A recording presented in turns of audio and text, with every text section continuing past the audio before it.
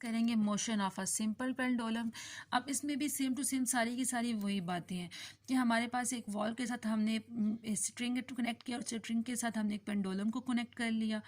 अब पेंडुलम सबसे पहले रेस्ट पोजीशन पे है, ठीक है। टेंशन जो पेंडुलम का वेट है वो हमेशा डाउनवर्ड एक्ट करता है और स्ट्रिंग पे हमेशा टेंशन की फोर्स होती है, जो हमेशा क्या जो रिएक्शन होता है वो हमेशा अपवर्ड ही एक्ट करता है।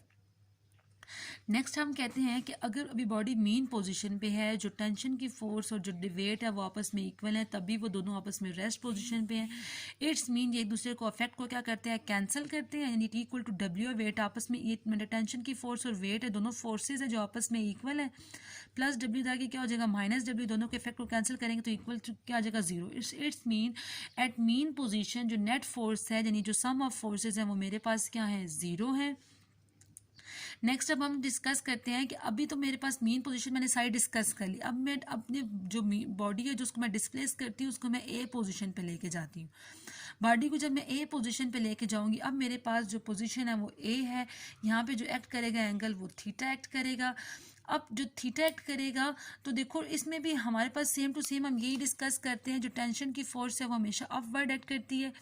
अब देखो वेट जो है वो हमारे पास डाउनवर्ड एक्ट करेगा। अब यहाँ से अगर मैं वेट को थोड़ा एक्सटेंड करती हूँ कि वेट, मैं कहती हूँ वेट मेरा इस तरफ लाई कर रहा है, अगर मतलब मैं डिस्कस करने का जो मेन मकसद है, हम रीस्टोरिंग फोर्स डिस्कस कर रहे हैं कि ऐसी कौन सी फोर्स है यहाँ पे एक्ट करती है जो इस बॉडी को अगेन मीन पोजीशन की लेके जाने पे हेल्प करेगी।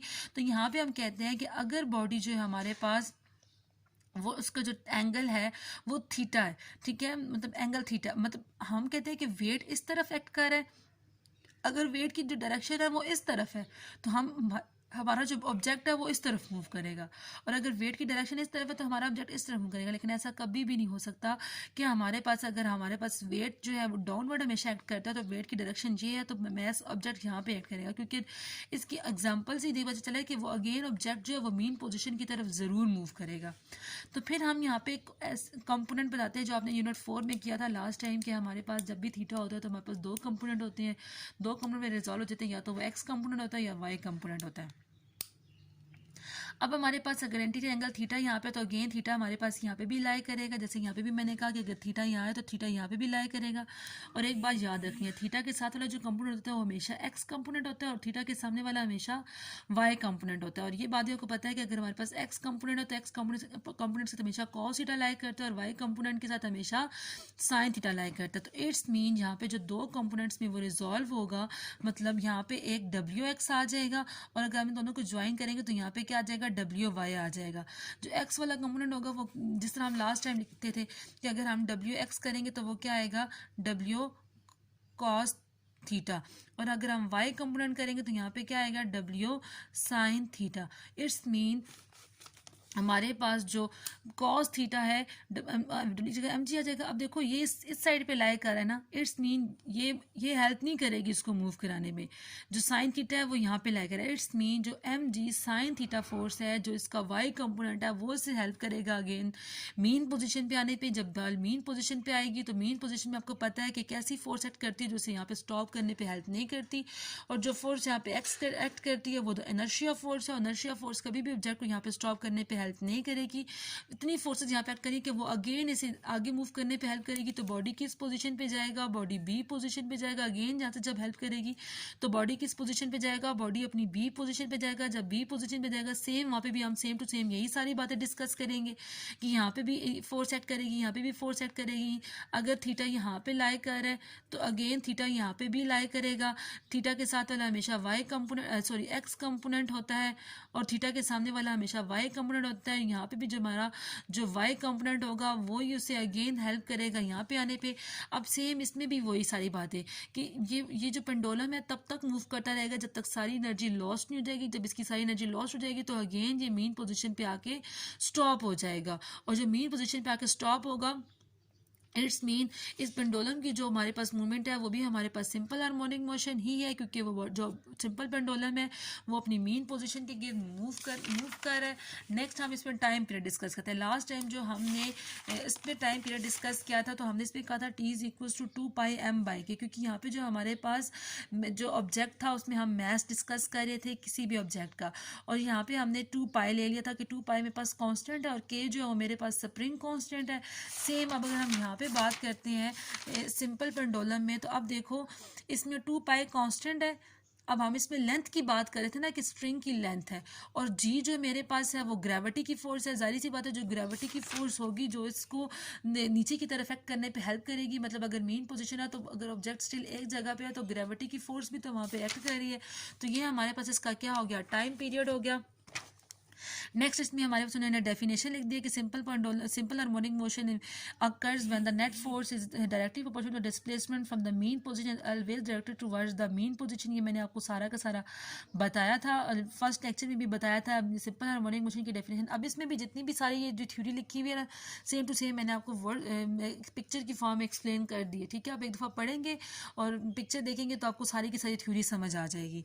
नेक्स्ट इसमें भी कहते हैं कि in other words when the object oscillate about a fix position यानी मीन पोजीशन के गिर्द अगर बॉडी एक्सेलरेट करेगा such that its acceleration is directly proportional to displacement from the mean position and it is always directed towards the mean position is called the simple harmonic motion. Same दोनों definition same है but उन्होंने words change कर दिए हैं।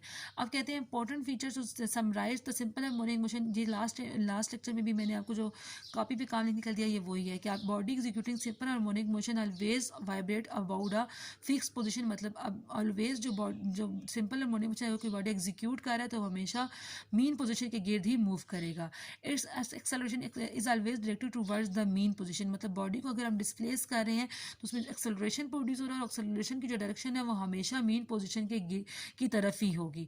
अब कहते हैं the magnitude of acceleration is always directly proportional to displacement, क्योंकि जो हमारे पास एक्सेलरेशन है वो हमेशा डायरेक्टली प्रोपोर्शनल होगा किसका, डिस्प्लेसमेंट एक्स के from the mean position.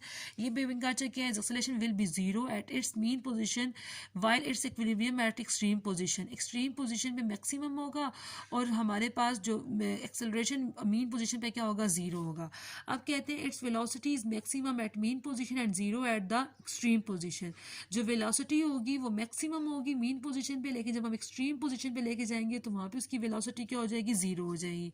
Now we discuss the different terms and characters in simple harmonic motion.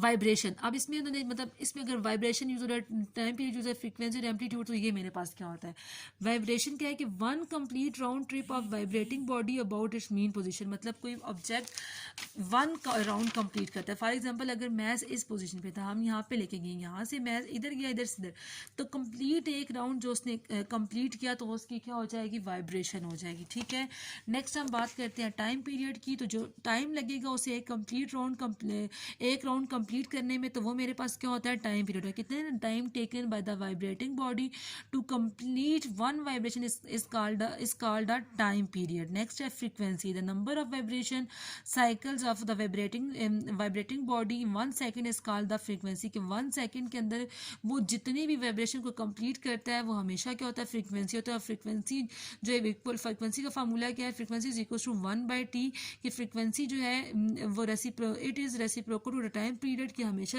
Time period की क्या होती है, रेसिप्रोकल होती है। एम्पलीट्यूड कहते हैं the maximum displacement of a vibrating body on either side from its mean position is called amplitude, कि जो मैक्सिमम डिस्प्लेसमेंट होती है किसी भी वाइब्रेटिंग बॉडी की side from its mean position की जो साइड पे होती है, तो वो हमेशा हमारे पास क्या कहलाती है, एम्पलीट्यूड कहलाती है।